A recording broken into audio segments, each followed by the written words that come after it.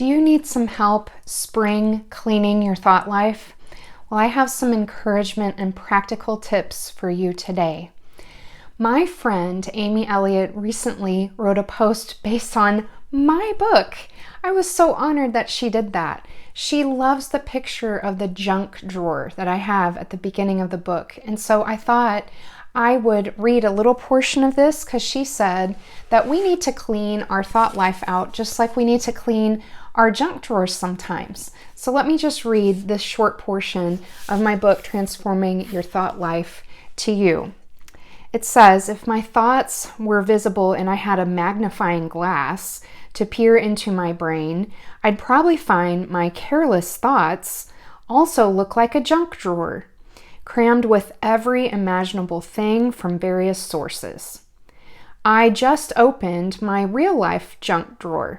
Its primary function is to hold pens and pencils, where many dozens reside.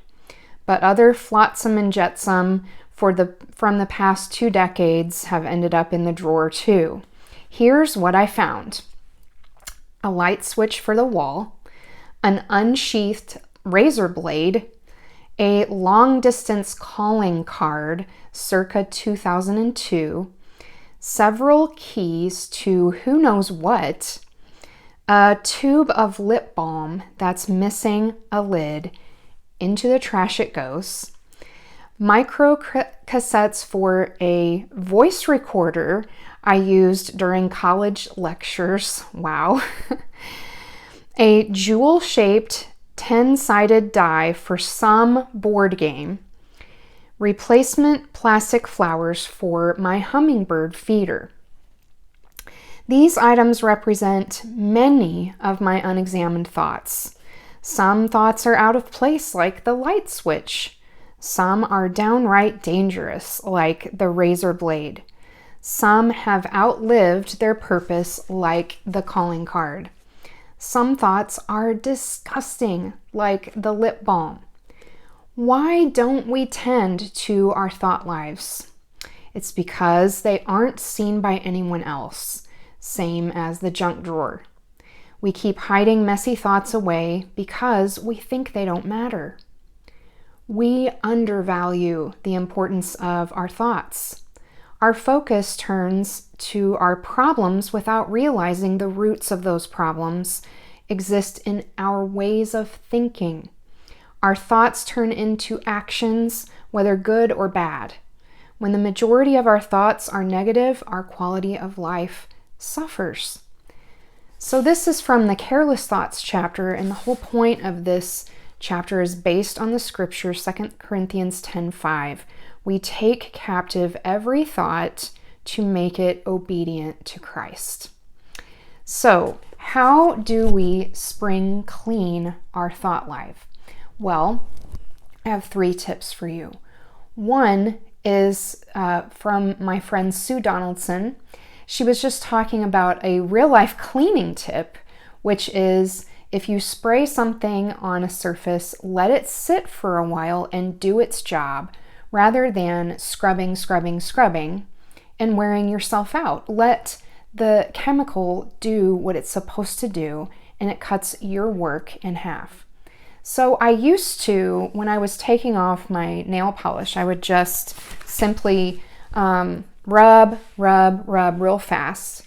But I learned if I let it sit on the nail polish for 10 to 15 seconds, and usually I count, it comes off so much easier. So that tip really does work. But how does that work in our thought lives? Well, if you take a verse of scripture and apply it to a thought life problem that you're having, let it sit. Get yourself quiet.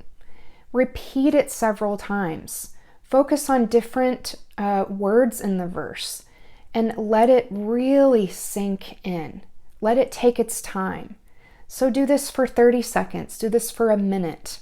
Do it for 2 minutes. And do it over and over again, and you will see how it will become more effective.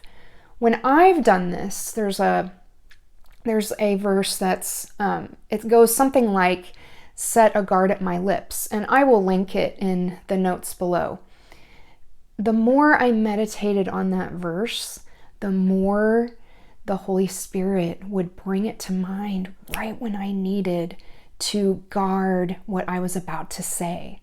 So the more I let that verse sink into my thoughts and then get down into my heart, the more effective it was at helping me control what I was going to say. So it really does work if you let God's word sit on your problem for a little while. So that's tip number 1. Tip number 2 is pair your tip number 1 to a real life cleaning activity. So what I do every morning is I make the bed, and I use that time to forgive my husband. So I feel like if I keep a short list with him, then that resentment doesn't build up. And I often think about the verse that Jesus said, "Do unto others as you would have done to you." When I'm forgiving him, I would want him to forgive me. I would want him to not hold things against me. I would want him to not build up resentment against me. So as I am literally pulling the sheets up, straightening out the blankets and fluffing the pillows, I'm forgiving my husband every day. Maybe you still hand wash your dishes every day. Maybe there's something else that you like to do. Maybe you're into cleaning the bathroom. I think you're awesome because I certainly don't like doing that job.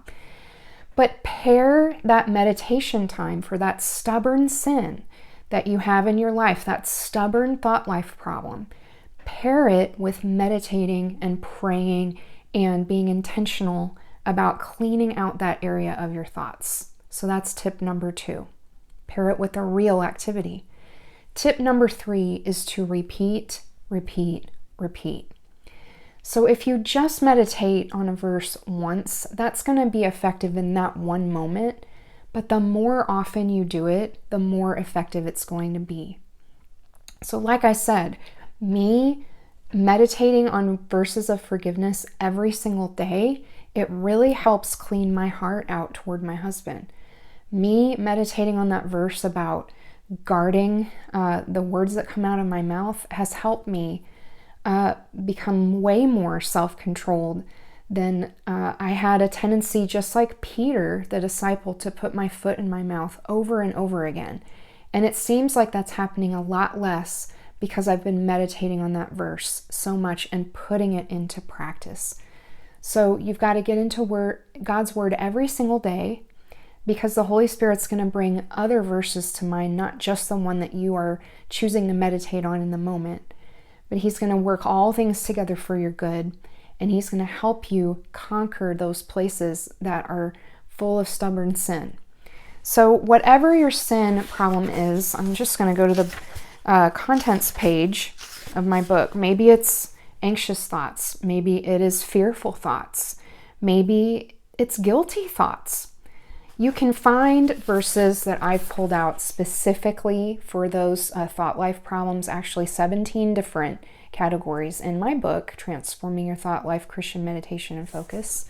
And also, I have a more general help for you in my library. So this is Christian Meditation Verses for Spring Cleaning. These are all verses about cleaning. So making your heart clean, making your mind clean, making yourself clean before God. And you can use these verses when you want to clean out a stubborn area. So make sure that you sign up to be a subscriber to my Tea on Tuesdays newsletter so you can get instant access to spring printables like this one. I just updated another one that's for Holy Week. It's several meditations for Holy Week. You'll find other printables for every season in there, but especially for this spring season right now that we're in. So I pray that these 3 tips will help you, and I pray that you will be intentional about focusing on God's word so you can have spring cleaning in your thought life. Let me close this out with prayer. Father God, we thank you, Lord, that through your power, we can clean out our thought lives for your glory. And I know from my experience that as I've meditated on your word, then I become more intentional in my thought life. And I know that you can work that same transforming power in the one watching and listening right now. So I pray that you will empower them with a specific verse for their specific issue. I pray that your Holy Spirit would work all things together for their good and help them overcome for your glory, and also so that they can inspire others to overcome in that same area. And I pray this in Jesus' name, amen. Thanks so much for watching. If you enjoyed this video, would you like it or comment on it so that other people can see it too? And again, make sure that you sign up for Tea on Tuesdays so you can get printables just like this one to help you in your spiritual growth. Until next time, I am praying God's peace on you. Thanks for watching. Bye-bye.